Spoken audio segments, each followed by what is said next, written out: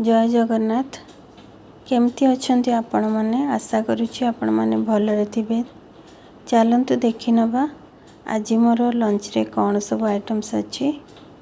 आज मो लंच रे अच्छी भात, डाली, जह्नी आलू तरकारी, भेंडी भजा। बस एतिकी ही आज मो लंच रे बस एतिकी ही अच्छी। जदि आपण मानकु मोर आज रे लंच थाली पसंद आस्तिबो ताहेले मो वीडियो को बेसी टू बेसी लाइक शेयर आउ सब्सक्राइब करने को जमार भूलिबेनी।